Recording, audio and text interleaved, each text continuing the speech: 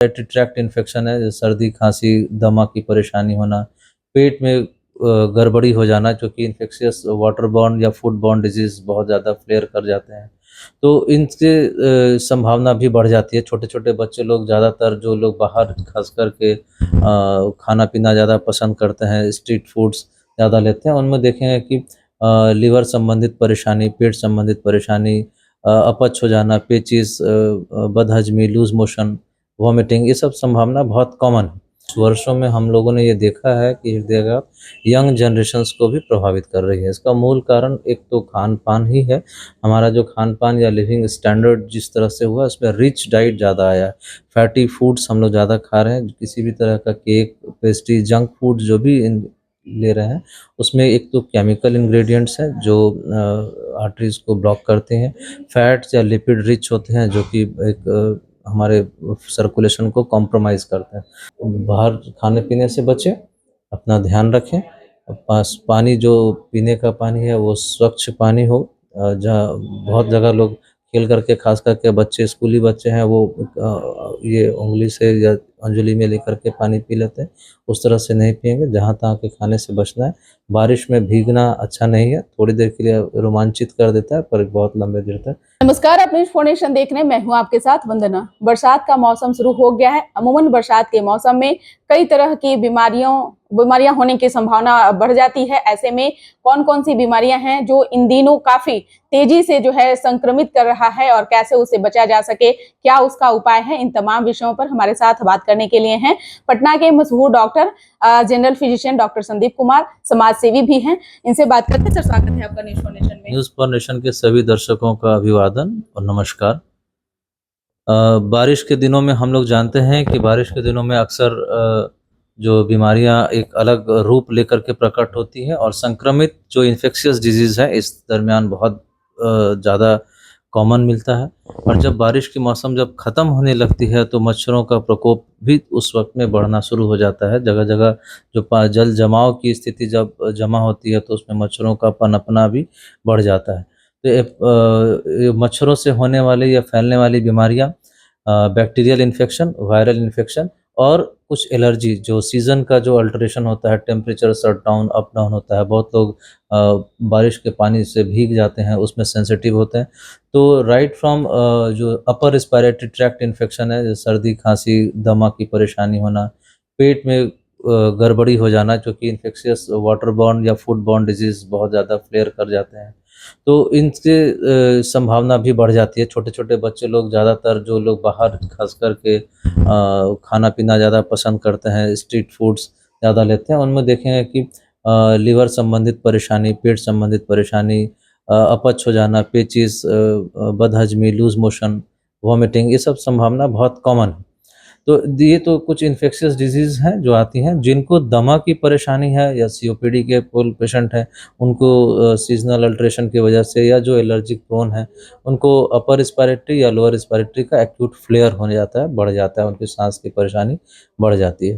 Heart disease वाले जो patient हैं उनकी अगर हम बात करें तो उनके लिए अलग से कुछ नहीं है, पर अगर वो कोई ऐसी दवा ले रही हैं जिनसे कि यूरिनरी इन्फेक्शन के चांसेस बढ़ जाते हैं, आइदर ड्यू टू मेडिसिन और ड्यू टू देयर इलनेस, तो उनको भी कंट्रोल रखना ज़रूरी है, क्योंकि इस सीज़न में यूरिनरी इन्फेक्शन और यूरिक एसिड का स्तर भी बढ़ना बहुत एक आम बात। सर, यूरिक एसिड की बात आपने की। अधिकतर लोगों में देखा गया है कि जब भी वो बेड से उतरते हैं या पाँव जमीन पे रखते हैं तो उनका अक्सर ऐसा देखा गया है कि भारीपन या फिर उसमें दर्द, पेन। तो ये कैसे होता है और इससे कैसे बचा जा सकता है, इसका उपाय क्या है? यूरिक एसिड हमारे शरीर में हाई प्रोटीन टर्नओवर की वजह से होने वाला एक परेशानी है। आमतौर पर ये पैर की जो बड़ी उंगली है, उसके जंक्शंस पे ये दर्द होना बहुत कॉमन है। ये बिग टो के जंग जॉइंट पर ये पेन होता है और सूजन हो जाता है, पैर रखने में, चलने में परेशानी होती है।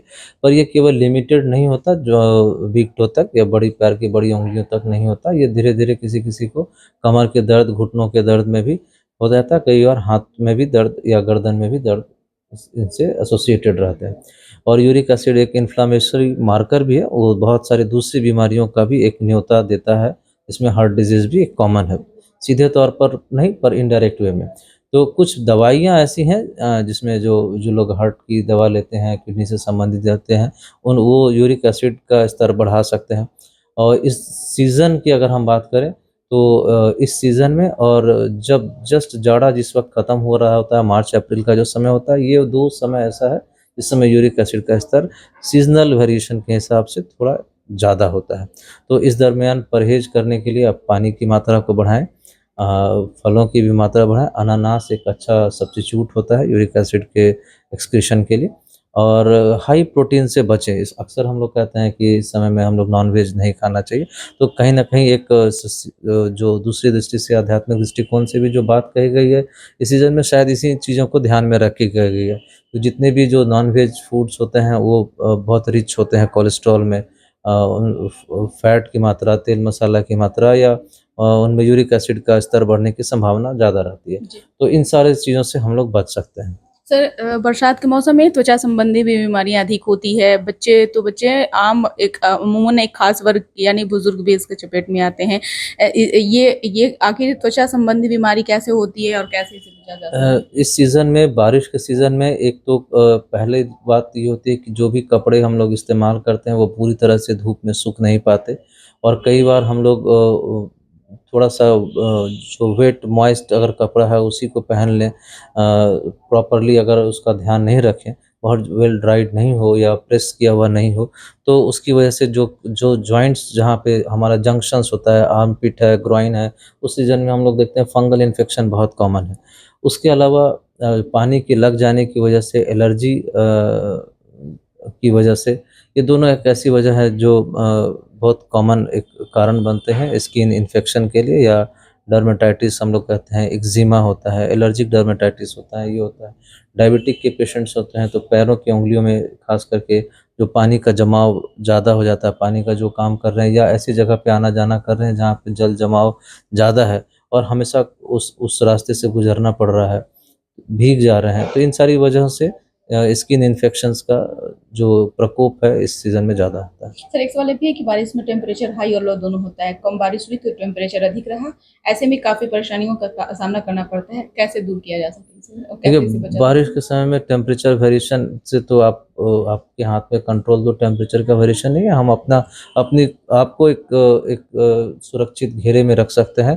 पहला काम तो ये करें कि जो एसी हम लोग गर्मी में यूज़ कर रहे होते हैं, उस एसी को हम लोग या तो उसके टेम्परेचर को हम लोग इंक्रीज़ कर दें, यानी थोड़ा-सा गर्म रखें, सडन नहीं करें। बारिश में भीगने से बचें और अगर भीगते हैं तो तुरंत अपने आप को कैसे कूल डाउन करें, उसके लिए भी व्यवस्था करके रखें। सर एक सवाल ये भी है कि आज जिस तरह से मौसम की स्थिति है, हृदयाघात भी काफ़ी लोग परेशान हैं।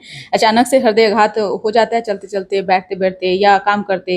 इस तरह की बीमारियों से कैसे बचा जा सके? क्या उपाय हो सकता है? क्योंकि इस तरह की बीमारी से क्यों प्रॉब्लम लगातार बढ़ रहे हैं? हृदयाघात जहाँ क्यों बढ़ रहे हैं? हृदयाघात या हार्ट अटैक की बात करें तो पिछले कुछ वर्षों में हम लोगों ने ये देखा है कि हृदयाघात यंग जनरेशंस को भी प्रभावित कर रही है। इसका मूल कारण एक तो खान-पान ही है। हमारा जो खान-पान या लिविंग स्टैंडर्ड जिस तरह से हुआ उसमें रिच डाइट ज़्यादा आया है। फैटी फूड्स हम लोग ज़्यादा खा रहे हैं। किसी भी तरह का केक, पेस्ट्री, जंक फूड जो भी ले रहे हैं उसमें एक तो केमिकल इंग्रेडिएंट्स हैं जो आर्टरीज़ को ब्लॉक करते हैं। फैट्स या लिपिड रिच होते हैं जो कि एक हमारे सर्कुलेशन को कॉम्प्रोमाइज़ करते हैं। तो उनकी वजह से भी एक फैक्टर है। दूसरा है कि मैक्सिमम लोग जो वर्किंग हैं, जॉब कर रहे हैं, सेडेंटरी लाइफ़स्टाइल है, हम लोग थोड़ा हेल्थ पर चलना-फिरना या जॉगिंग करना, इस पर हम लोग कम ध्यान पाते हैं, योग प्राणायाम पर कम ध्यान देते हैं। तो मैक्सिमम लोग जो सिटिंग वर्क कर रहे हैं, तो दोनों ही स्तर से एक तो हमारे खान-पान में गड़बड़ी हो गई और हमने जो भी खाया उसको पूरी तरह से एनर्जी को वेस्ट नहीं किया, जो भी एक्स्ट्रा कैलोरीज़ ले रहे हैं। तो पहली चीज़ तो ये है कि खाना की मात्रा को ही कम रखें, फैटी फूड्स से एकदम परहेज़ करें, फ्राइड फूड्स से एकदम परहेज़ करेंगे और जहाँ तक संभव हो सके अपने लिए थोड़ा-सा वक़्त निकालें एक्सरसाइज़, प्राणायाम, योग के लिए। ये इसका एक मूल मंत्र आप यही कह सकते हैं हार्ट अटैक से बचने के लिए। जी, जी। आप पटना के मशहूर जनरल फिजिशियन हैं, एक समाजसेवी भी हैं। ऐसे में किस तरह एक के और मरीज़ मैं बात कहना चाहूँगा हार्ट अटैक में कि कुछ यंग जनरेशन्स में स्मोकिंग और ड्रिंक का भी चलन बढ़ गया है। तो और ये स्मोकिंग और ड्रिंकिंग एक बहुत बड़ा रिस्क फैक्टर है जो जो अपने हाथ में है। तो जो भी युवा हैं, अगर वो स्मोक और ड्रिंक कर रहे हैं तो इस चैनल के माध्यम से मैं कहूँगा कि आप कम से कम इसको आप क्विट करें, जितना जल्दी हो क्विट करें। क्योंकि सारी शक्ति युवा वर्ग के हाथ में है और युवा वर्ग आज के डेट में हार्ट अटैक, डायबिटीज़, दुनिया जहाँ की कोलेस्ट्रॉल का लेवल स्तर हाई हो जाना, एसजीपीटी हाई हो जाना, यूरिक एसिड हाई हो जाना, एक कॉमन एक सिनेरियो हम लोगों को मैक्सिमम लोगों में ये चीज़ें दिख रही हैं। Right from age of 30 years और बिलो 30 भी जो स्कूल गोइंग चिल्ड्रंस हैं, उनमें भी ये चीज़ें देखने के लिए मिलती है। सूखे नशा लोग अब करने लगे सर, अधिकतर वो चीजें बढ़ती जा रही है युवाओं में, स्कूली बच्चों में भी देखा जा रहा है। नशा को किसी भी तरह से हम लोगों को रोकना होगा, प्रेरित करना होगा कि बच्चे या यंग जो युवा वर्ग है वो उसकी तरफ नहीं जाए। सरकार बहुत सारी योजना कर रही है, उनका लाभ हम लोग कैसे उन तक दे पाएँ, उनको सही तरीके से हम लोग कैसे समझा पाएँ, समाज में मैसेज देने का बहुत सारा तरीका है जिसमें सही ढंग से हम उनको गाइड कर सकें। हम तो कई बार देखें, आप इलाज के साथ-साथ आप जागरूक भी लोगों को करते हैं, और जिस तरह से अभी बरसात के मौसम है और आपके पास अधिकतर कैसे पेशेंट आ रहे हैं ज़्यादातर, और किस तरह के परेशानियों को लेकर के आ रहे हैं?